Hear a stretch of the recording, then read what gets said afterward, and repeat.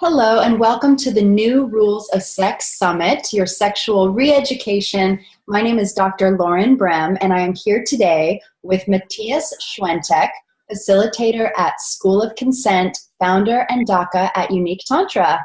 Welcome. Thank you very much. Thanks for having me. Yeah, so I'm excited to talk about Tantra and to talk about consent. And one of the reasons I wanted to interview you is because I wanted to have more of the masculine voice on this summit and to talk about masculinity and kind of the narrative there is around male sexuality. And I wondered if you could begin just talking about what you feel is true about male sexuality from your experiences and your perspective. Yeah, thanks for that. So that's a really broad question. And specifically for many people who are interested in the Tantra movement, they're just finding pretty fast that there are two different terms used. One of them is being masculine or being feminine. Mm-hmm. And for many people, they're getting identified in these terms from being in a woman's body or being in a male's body. And I just would rather say that we not having an identification. It doesn't matter if we are identified with male or female or masculine or feminine.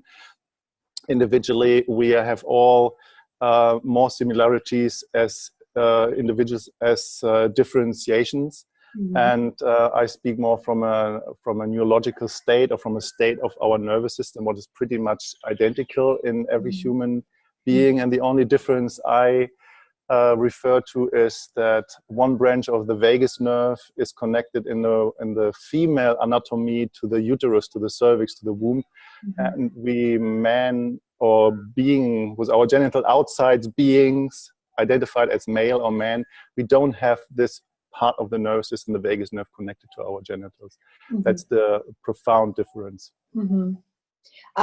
So, my background is in Chinese medicine, and so I'm also very familiar with sort of breaking things into masculine and feminine and yin and yang. And for a long time that seemed to work, and suddenly those words are kind of limiting and we don't want to put people in a box anymore. And I could be I could have a vagina, but identify as very masculine. And the old model would say that's pathological, but the new model is opening, and changing. So in saying what you said, would you say that even defining male sexuality as something separate than female sexuality is no longer something you identify with? I would pretty much say so, yes. So the difference, how I would identify my sexuality, having my genitals outside, and I don't identify myself as a heterosexual male. I identify myself as a multisexual being with my genitals outside. And how this sexual expression in my way is very individual and unique, and that's the reason why it calls unique Tantra, as in every other human being individually. And only my expression is the way how it is in my way, in my life, in my individual expression, and that's different to any other. Mm-hmm. Interesting. Also, I had a question when you talked about the vagus nerve going into the uterus and the cervix in women. And I'm very familiar with Barry Komisaruk's research out of Rutgers in New Jersey. Yeah. Where does the vagus nerve go down into in the man? Does it make it all the way down to the prostate, or does it not? Well, as far as I understood that, and I haven't done any scientific research, so I haven't really looked into that. I can only do my research on internet and other people's research. And what I found out is that in very early fetus development, what is developed as the uterus and as the womb in the female anatomy, in the male anatomy, the same organ becomes part of the prostate, is a specific gland on the prostate, and there's a specific part of the vagus nerve still connected to this gland, but it's pretty dormant and not really activated. And in sexual body work or in let's say activating body work, when in the male anatomy, when we're doing internal release work or de-armoring work with male and activating the prostate and activating this part of the prostate, being in a male body can have a similar place of opening, expansion, surrender, orgasmic experience than being in a female body. But I can only express it from my perspective, as a having my genitals outside and don't have a womb, and I have only the experience from the outside how beings with a uterus having this activated, and it's a pretty similar neurological state. Yeah, well, I know Barry's research was with women who had spinal cord injuries, so they weren't having sensation traveling up, to the nervous system via the clitoris and the vagina, but the cervical stimulation did bring them to orgasm. So I think the next line of research would be to examine with men if anal stimulation or perineal via the prostate or would access the prostate, and I'm sure it'd be very similar. Like you said, we are so similar. And that's one of the things I wrote about years ago in my first book, The New Rules of Sex. You could say you have your genitals on the outside, but you also have tons of tissue on the inside. And we have some on the outside, but a lot more on the inside. And really our whole bodies are sexual vessels. And yeah. So to come back to your first question, to just like round it a little bit more up from my understanding that I have today that might change tomorrow, is that being born with genital outside and being identified as male means as well that we're just getting pressed and pushed in certain boxes when we just grow up in our society, in our upbringing, in school and education, and that we get conditioned in a certain way of identification, how we have to behave, and the entire heterosexual normative, how we are conditioned to behave amongst others of the same gender or the opposite gender is pretty much based on the conditioning of the heterosexual normative. Specifically when you look into how male behavior towards female behavior is expressed and exposed, and the competition dynamic between male being the alpha male and the strongest male is getting the best woman, and that's the DNA normative of procreation and all this bullshit. Yes. Let's say it that way. Yeah. And most male are familiar with, specifically in my age, so I'm just hitting the 50 pretty soon, and it is in my teenage time and in my upbringing, there was no internet so far, there was no way of educating myself, and the younger generation, they have all this variety of research and information available, but specifically the generation I'm identified with to a certain degree, we didn't have much possibilities to look at in our 20s, and we got educated through videotapes and pornography and specifically younger generation who have today access to high-speed pornography, having a similar, even not a stronger imprint of this specific dynamic, how we getting conditioned around sexuality. And our sexuality is getting more and more formed into this specific individual procreative dynamic when we know sex starts with an arousal and sexual encounter finish with an ejaculation, and that's what we know, and that's pretty much the cellular imprint of our neurophysiology, of our biology of procreation, of our limbic or subconscious part of our brain, where we're just looking around getting for the next shot of procreation is literally an unconscious, nearly addictive state where most men or man identified people operate from. So how did you break out of those boxes of conditioning of the heteronormative male, agenda? Oh, that's a good question. I was asked that yesterday, and I haven't told that story for a long time. Really? So I was always a very sexual being, and I was very, very curious about sexuality, and I had a very liberated upbringing about sexuality that was very, very laissez-faire. That was just very open and very free, and there were not many boundaries, and we were just exploring as children a lot. And I was growing up with a very self-confident sexual expression. And my understanding, and I don't know where I got that from, was that a multi-orgasmic being or a multi-orgasmic man was somebody who can have as many orgasm and ejaculation as they want. And I had in my early 20s a few experience of that where I could just ejaculate it in a night about 10 times without losing my erection. I was just super potent in my sexual stamina, and I was just amazed and expressed. And then I had times where I just had my typical conditioning where I just masturbated, ejaculated, and I lost my erection like most men know.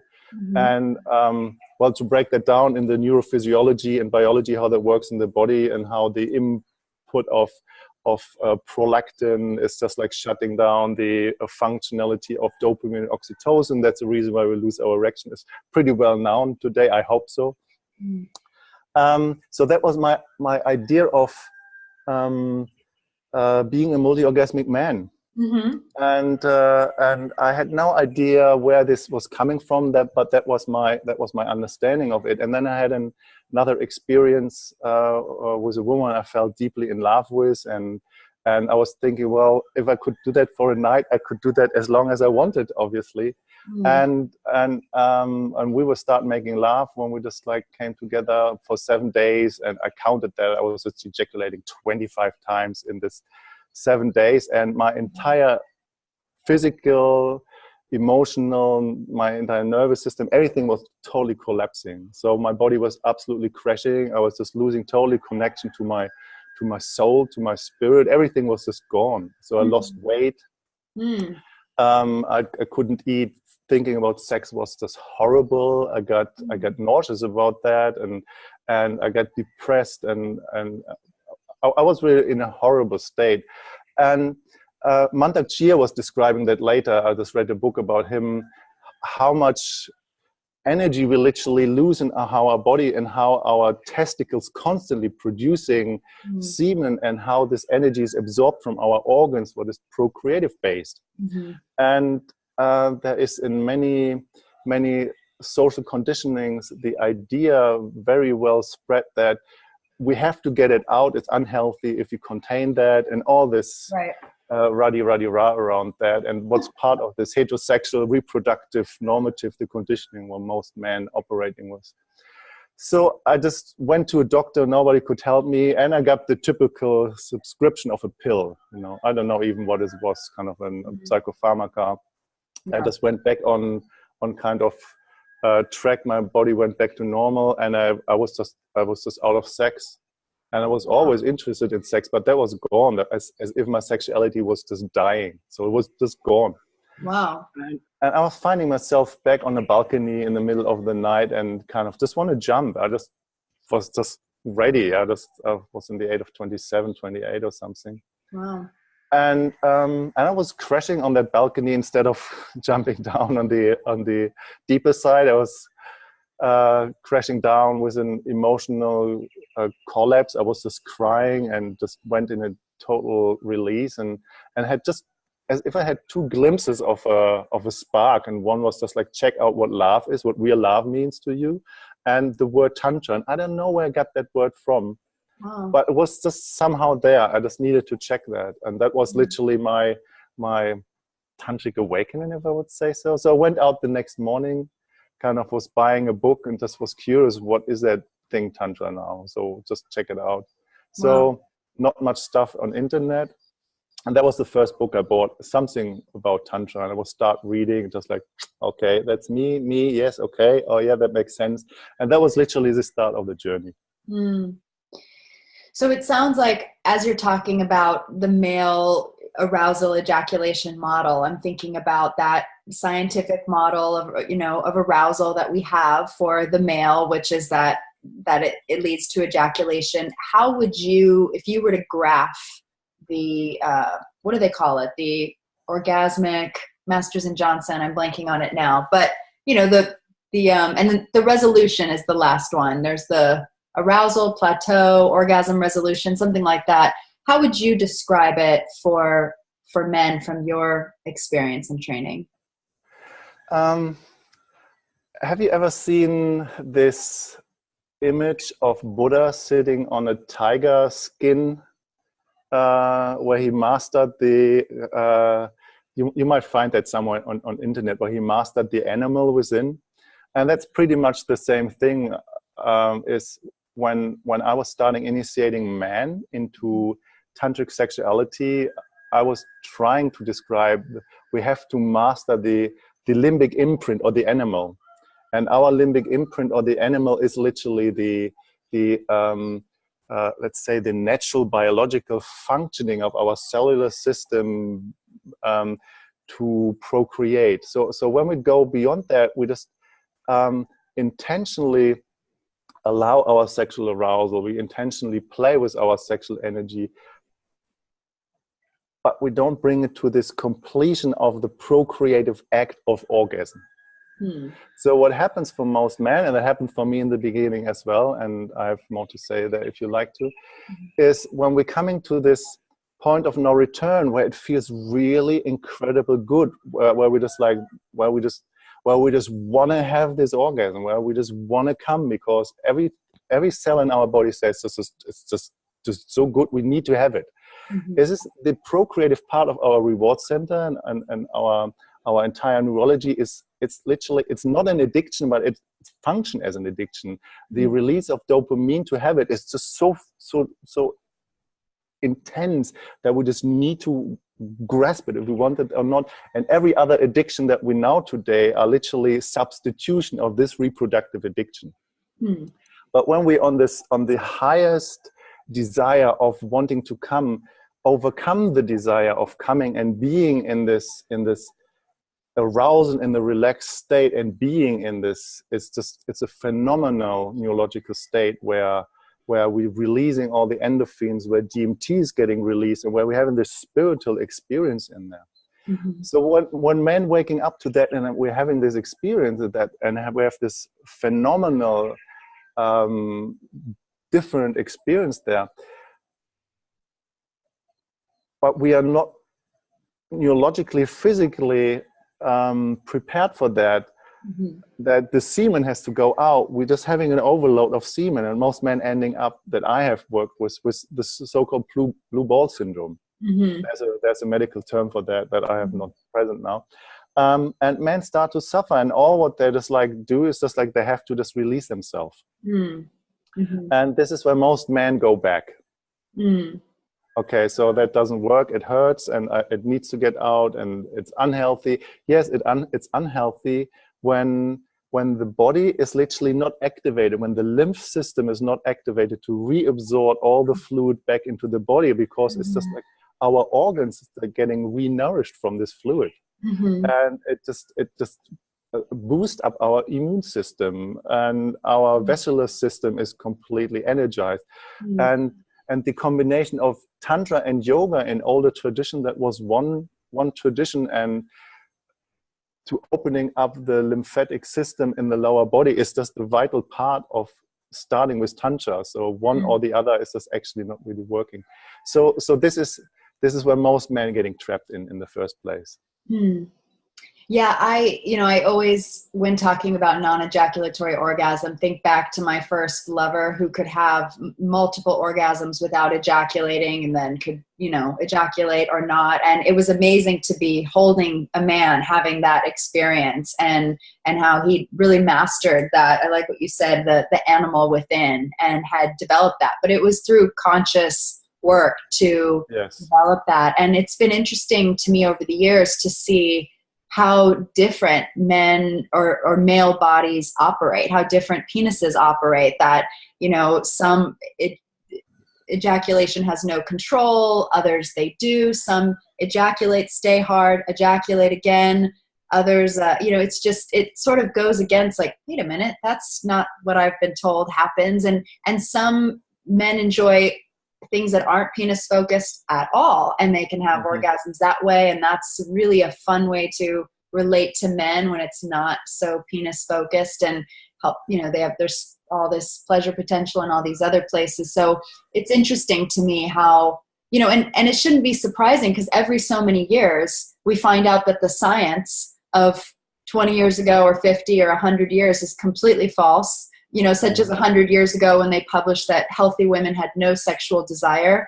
And, you know, and I always tell everyone, we're still coming out of that model. That's deep in our cellular memory, that, you know, women have no desire, that men ejaculate with sex, you know, these stories, and that, you know, were these procreative, the whole narrative around procreation and sex, and it's, you know, goes back so far. So it's really powerful to hear people like you who are really living this and exploring it, to like open up. I feel my cells kind of opening up to what you're sharing.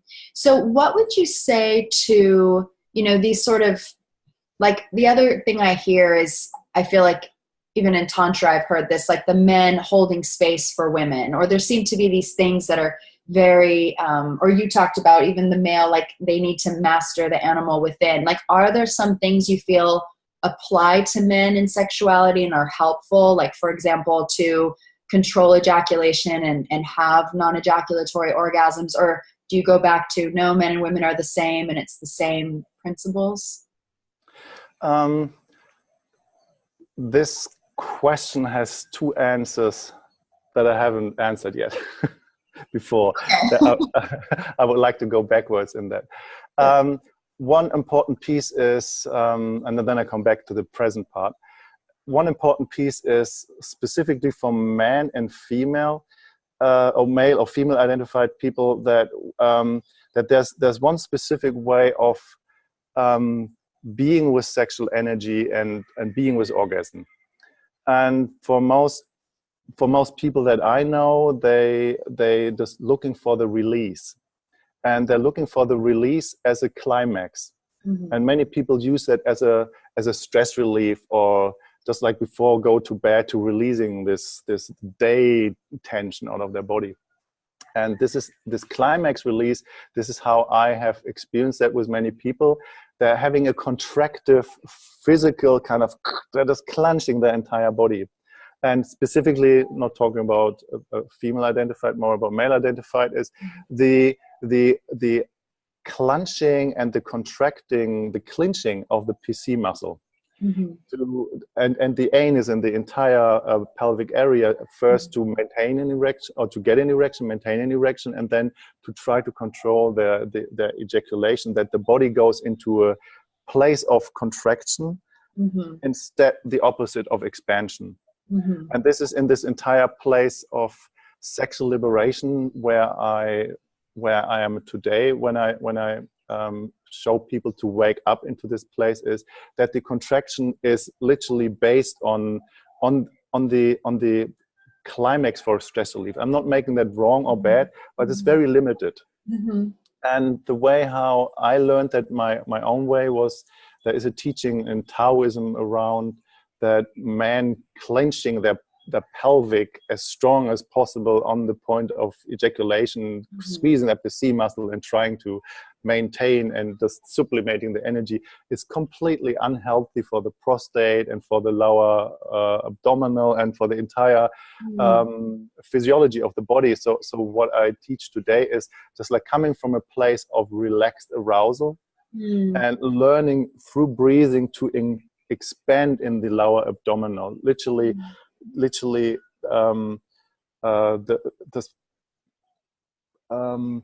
energizing the vascular system with oxygen and with blood, and expanding and learning to relax their body. That's the key. If that's not given, sex is most of the time goal oriented, with the goal to come or with the goal not to come. And it doesn't matter which goal it is, it has an agenda. And neurologically the body will operate differently. So that's the paradigm that male or female identified have to overcome if they just want to go into what this tantric expansion literally means, or this sexual expansion men. And the best example for that is when a woman is giving birth. Now women can give birth if she's clenching her vagina. So a woman has to opening up and let go and expand, and there is an internal expansion happening. Yeah. Every woman who has given birth know what I talk about.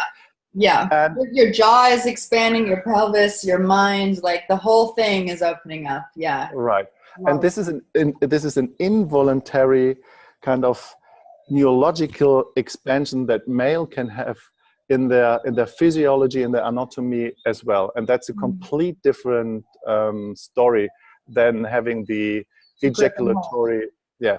Right. So this is one important piece. So that brings me to the neurological functionality of our nervous system, what is pretty similar in a male or in a female body.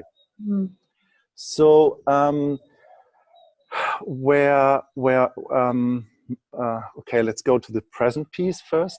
So where being present in our body is literally a neurological state that I just would identify similar, like Stephen Porges is describing in his polyvagal theory, when we are with our lover, where we learn to self-regulate our nervous system by co-regulating through another.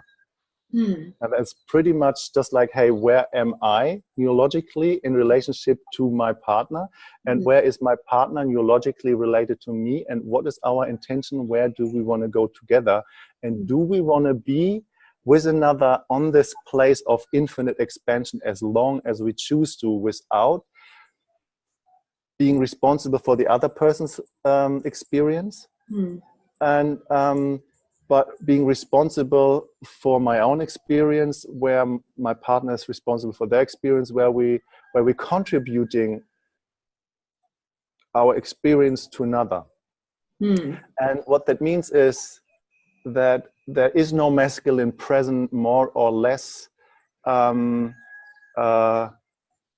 identified than female presence, because there's just presence. And it doesn't matter if we're male or female identified, we have to be present if we want to go there. And it doesn't matter with whom we want to go there. It pretty much depends on how much can we self-regulate with another and co-regulate with another. And that's pretty much a neurological exercise. Wow, that's really interesting. I'm thinking a lot about the similarities now, and I'm thinking a lot about female ejaculation and how sometimes it happens and sometimes it doesn't. Sometimes you kind of feel the need to make it happen because you can feel it's built up, and other times you feel open and that reabsorption, like you talked about, of the fluid. And then I also was thinking about cycles. You know, there's a lot of talk these days about women and their cycles, and kind of not just when they're menstruating, but the different times of the month. Do you find as a male body that you relate to cycles like that? Does sex change for you throughout the month, or? Well, I would say it just changes through decades. Through decades, yeah. It's always changing, right? Isn't that fascinating? And I'm pretty happy being relaxed in my sexuality in my end 40s, and I really enjoy that. So the kind of the need and the greed and it's just like when that kind of really finds an even level, that, well, when somebody is really beautiful or hot or really turns us on, we can appreciate that or I can appreciate from a place of acknowledgement. So I don't have to jump on anybody. I don't have the need of putting a trophy on my etheric kind of shelf of having somebody else that was just so turning me on. So I can be with that, and that's very relaxing. Having said that, being with a really beautiful partner, I just noticed that I'm going through different variation of being aroused, and I found that was pretty much depending on the moon cycles over the last 3 years. What is maybe connected to the moon cycle of my partner's anatomy, so that she can feel that as well, that her cycle is based on that. And that's pretty much how I sexually respond. And that feels very liberating. Interesting. Yeah, because again, when you go back to the masculine feminine model, they say, oh, men are the sun, women are the moon. So women are linked in with the moon and her menstrual cycle, but we're all mostly water, and the moon governs the tide. So it must be governing us all. So Yeah. and Yeah. life full of cycles. Yeah. And by saying that as well, what is an interesting dynamic, what is happening by mastering the art or mastering the ejaculatory choice and being capable of sublimating my own sexual energy or sublimating sexual energy in general, is that my entire body, my cellular structure has been changing a lot over the last years, where my cellular system is more like an antenna, like a reverberator of picking up on energies and reacting to energies, to sexual energies, to emotional energies, to physicality, to subtle energies around sexual expression, of radiance, of flirting, of being invited, or being rejected. So it's a cellular structure how my body operates in there, and that feels very, very nice using my body that way, like an antenna. And So this is a really good segue into consent, because I think a lot of I know a lot of female bodies feel like consent should be this intuitive thing, and we say, oh, we want the men to lead, and I don't want him to ask me, I want him to just know, and my body says yes or no. And now we're living at a time where that's not working anymore, it seems. And you studied Betty Martin's work, and I just love if you could speak about your understanding of consent and what is really needed. Yeah, so the word consent in this concept is it's not really fully express what consent really means. And so we're talking more about agreement, and having consent or having permission is a way of making an agreement.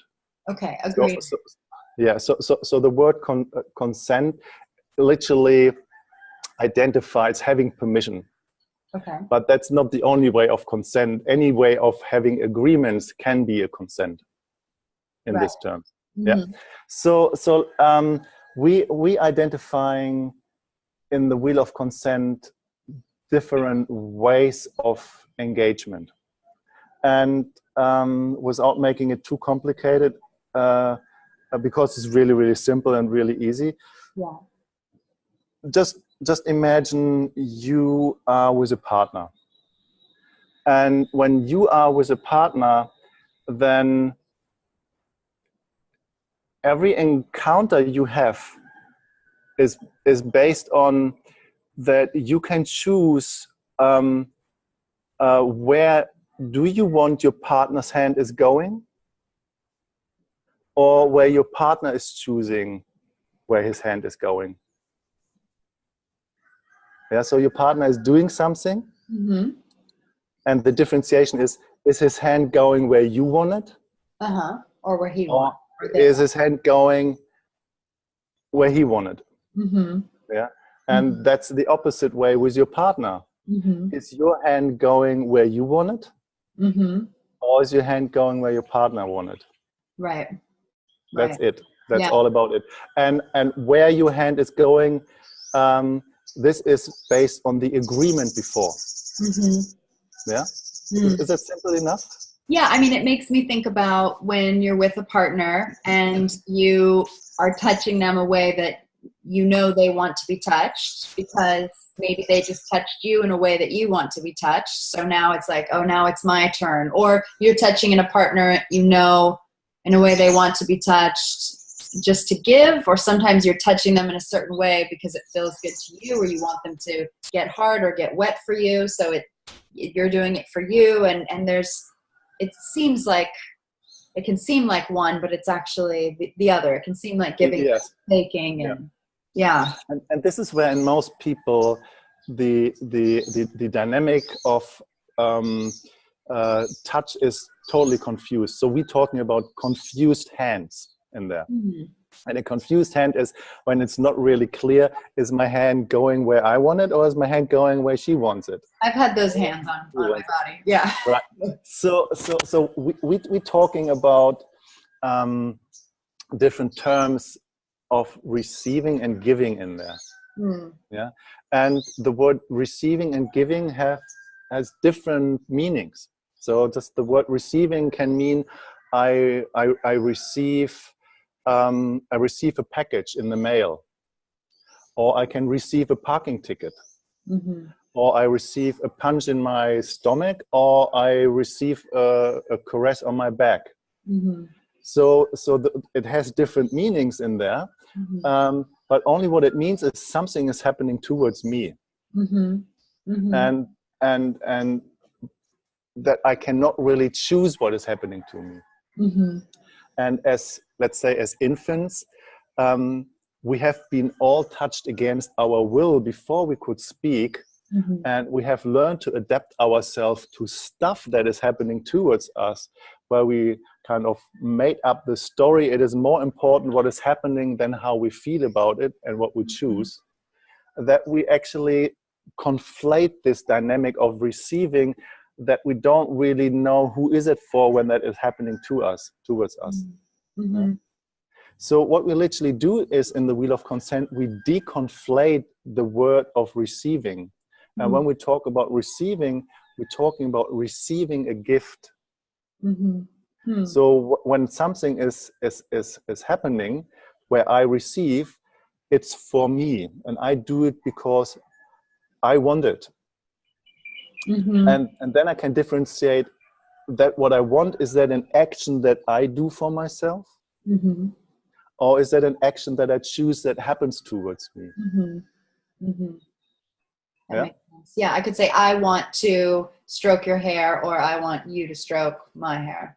Yeah. And we speak pretty much in there about the word feeling.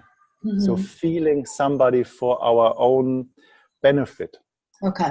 Yes. And so the Wheel of Consent comes from the 3-minute game that Harry Faddis invented. I don't know when that was, in the 80s or 90s, I can't really say. So Betty's speaking about that a lot. And the 3-minute game is literally the dynamic in a workshop where he said there were several people and he wanted everybody to have the same terms with another. So, and the 3-minute game was 2 sentences that he just made kind of, he wrote them up about, God, now I have to really see how they were in his form. How do you want, what do you want me to do to you? Right. And what do you want to do to me? So that was the 2 questions. And in these 2 questions, they were pretty much based on making an offer. Yeah. And Betty was using this question and playing with them, and just found out that it's a very broad questioning, of a very broad offer. So she narrowed it down into touch. How do you want to touch me how do you want to touch me, and how do you want me to touch you? And that's still a very broad dynamic in there, that that touch can mean so many different things. So what kind of touch do you really want, and what kind of touch individuals want is different for every human being. It's unique, if you want to say so. Yeah.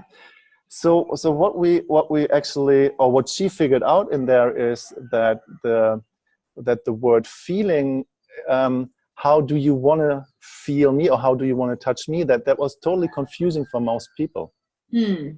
Because when it was for somebody who has a confused hand, who really don't know whom is it for, they don't have access into this dynamic, they touching and feeling for themselves. So there's something in the neurology, what we call the inflow, being selfish or being egoistic, or it's not appropriate to touching somebody for our own benefit. It's blocked. Yeah.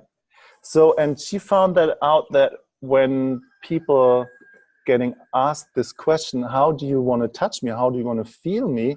That they actually started to touch somebody and wanted to have a reaction. Yeah.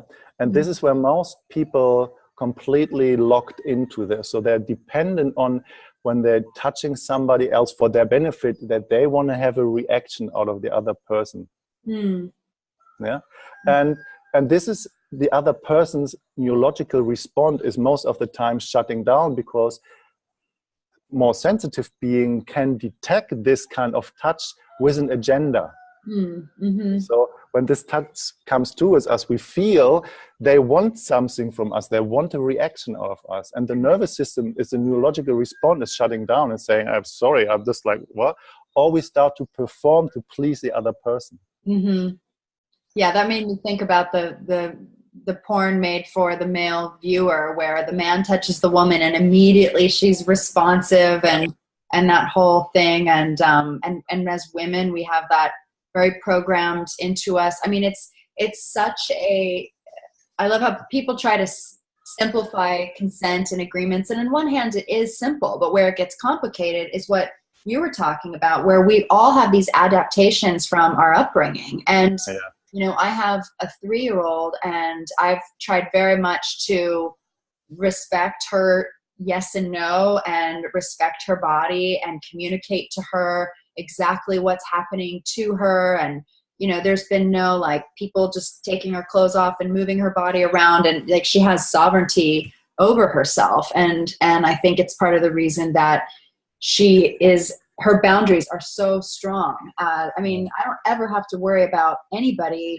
doing something that she doesn't consent to, because she doesn't just, I see other kids and they just kind of let people like take them around, or they kiss whoever they're told to kiss. And it's interesting. And I know even for myself in relationships, constantly sort of, as someone who asks the question of, well, what do I really want underneath who I've been conditioned to be, you know, either sexually or in business dynamics or whatnot. And this idea that of negotiating these agreements is so interesting too, because we've sort of given the masculine, like, oh, they're the master negotiators, and us women, we just kind of do whatever. But that's from thousands of years of suppression. We had to adapt and be like, we'll just go with the flow and you negotiate. And like now realizing that sexual relationships and consent and agreements, that we have to tear off all of this conditioning. I mean, it doesn't seem like it happens overnight either, because I know I'm still dealing with it, and I've been doing this work a long time. So what really happens in the nervous system between male or female identified is literally that the dynamic of the inflow, so that we literally are capable of feeling ourselves on somebody else. It's independent being in a male's body or in a female's body. And when you have a 3-year-old, you actually know from earlier ages even that they're literally making sense of their world by touching everything and putting everything in their mouths and touching themselves and feeling themselves in relationship to the environment. They're just making sense out of the environment through feeling themselves in the environment. So they're absorbing and feeling themselves into. So this is what we call the inflow. And as you and me and everybody else in the world has been an infant as well, we have all the same dynamic of our nervous system. What is literally, when you look into the polyvagal theory, the entire development of the social engagement system is pretty much the skin connection to our caregiver, the eye contact, and pretty much the sense of safety that we have created in the first place through eye contact, learning to mirror the facial expression of our mother or our father or other people, where the release of oxytocin, specifically of breastfeeding and talking and creating the safety, and specific of skin connection, where the release of oxytocin in the brain is developing the functionality of the social engagement system, and kind of forming the way how our social attitude is formed related to others. So this is where we learn in the first place to co-regulate and to self-regulate. So and if this is not compromised with our caregiver or with other people, our inflow stays open all the time in life. And then we just learn to somehow, somewhere in school or in kindergarten or with other people, that it's not okay to touch other people. That it's not okay to just feel something that is dirty in the perception of others. Then we learn we have to ask, or we don't learn to ask before we touch other people. And then we're just getting shut it down because we did it without have learned really having consent. So that where the inflow, where we going into an action for ourselves to feel, starts to get compromised. So when you just look in the broader picture of society or of religion or of family systems where touch and connection is not welcome, how we're systematically getting formed in a certain way of behavior. So by saying that male or female identified beings with our nervous system, we have all the same inflow and intake of feeling joy and pleasure with another. And that's independent on being in a male's or in a female's body. So when you just look into specific male behavior, that male should know how to touch a woman. They should know all the tricks to make her ready and give her the right way.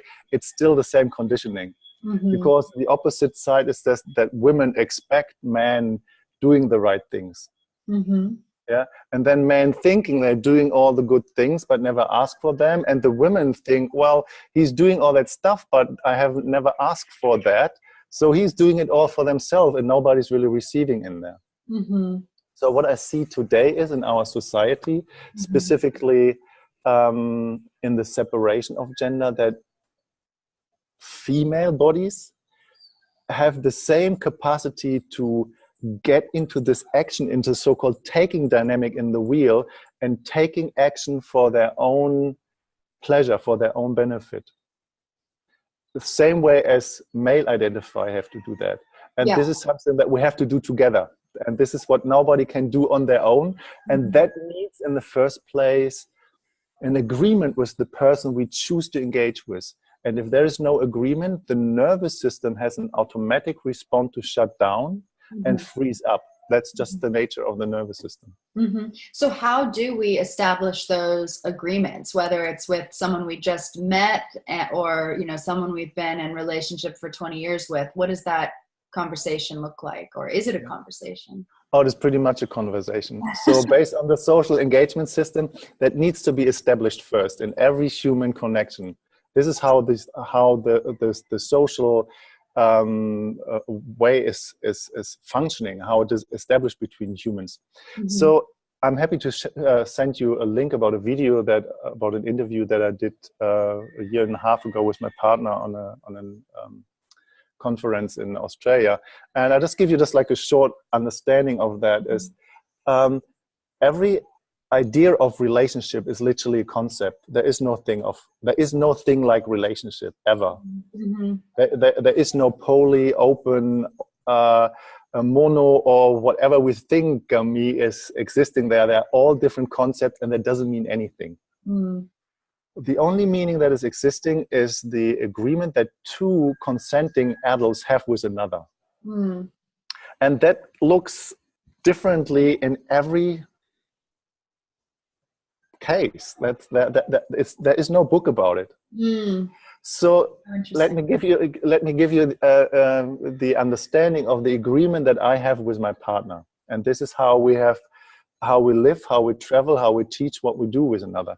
So I have given her the an holistic permission to feel and reach out and do to me whatever she want to do to me, whenever, however she wants to. And it's my responsibility to keep my limits. It's not hers, it's mine, because I give her access. I give her access of the gift to my body, and I take care of my gifts if my boundary is crossed. And it's her responsibility if she want to feel or hug, or if she is horny, if she just want to just like play. It's her responsibility to reach out and do it the way how she wants it. Mm-hmm. Dependent that her inflow is open, that she's doing it for herself and not to get a reaction out of me, because I feel that immediately. Mm-hmm. And I have the same permission from her. So I have a holistic permission to feel her and touch her whenever, however I want, to feel myself on her. And it's her responsibility to keep her boundaries, not mine. And I respect her boundaries, of course. So this is an agreement that we have established verbally, looking into each other's eyes. Hey, do I have this permission? Yes. And I give you the same permission. So what is literally in the wheel of consent, the taking, allowing dynamic, what is the default or the let's say the foundation of human connection, of touch, oxytocin based, feeling skin and making a connection with another human being and creating safety and connection in the first place through our skin. So this is our foundation. Then the second one is the serving, accepting dynamic. Is if I want her to do something for me, I have to ask her. And if I don't ask her, I told her, don't do anything to me. Don't please me. Don't make me feel happy. This is not your responsibility. It's my responsibility. If I want something, I will ask. And if I don't ask, I don't want anything. The same for you. If you want something, please ask me. If you don't ask me, I don't do anything. So I'm happy to just like give you anything that you want, but please make a clear request what you want. It's not my job to guess or to assume what is the right thing here.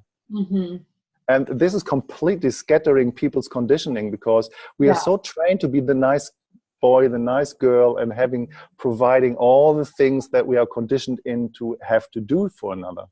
So this is pretty much an agreement that is established in the serve accept dynamic in the wheel based on the gift. And then we have, of course, let's say like the tip of a hierarchy in there is that we are giving a free gift without having any expectation. So we're giving a gift because we can, without needing anything back, and what the other person is doing with that gift is their choice.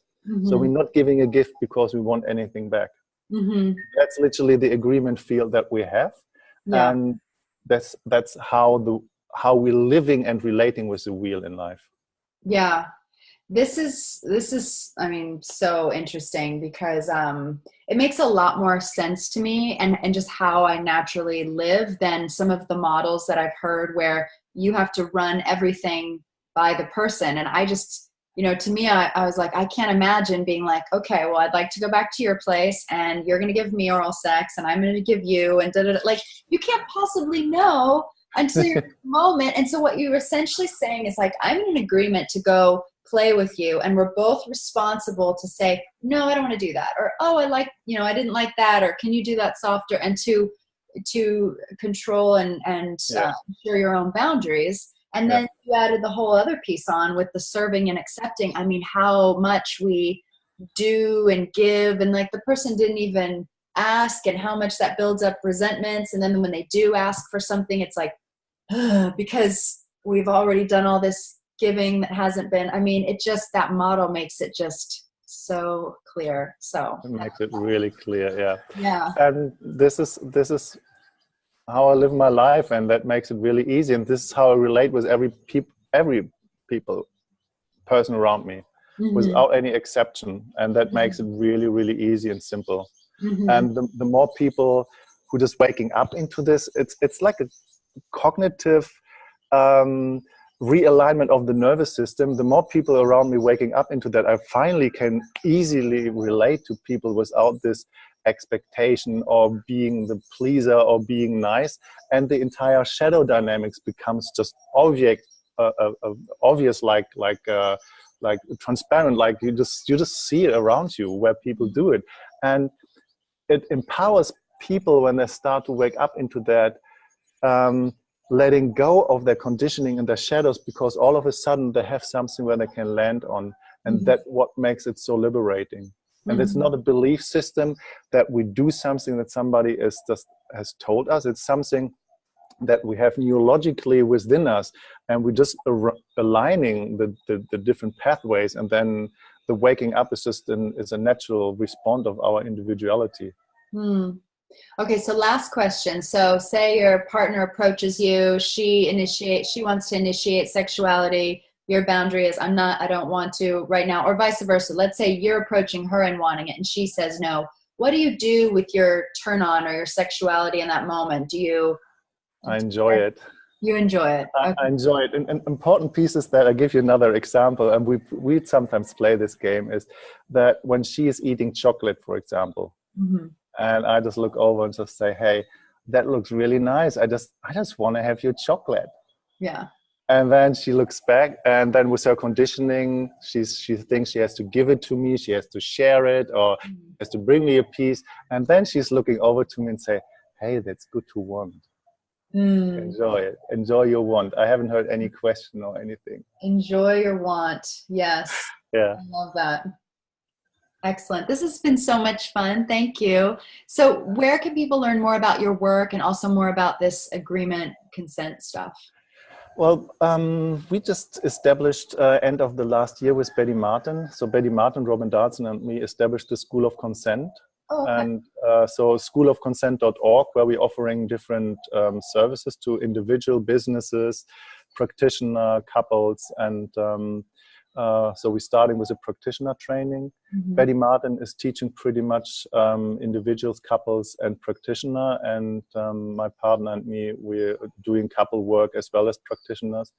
We're working with any kind of modalities. We're just getting invited into practitioner trainings or other trainings. And my partner and me, we have a webpage, liberated.love, where we're offering our service. That's in the making right now. So it's not online. It takes another couple of weeks. I'm pretty much Facebook, internet. Yeah, that's how we operate. Yeah, that's how I found you, was the internet, Facebook.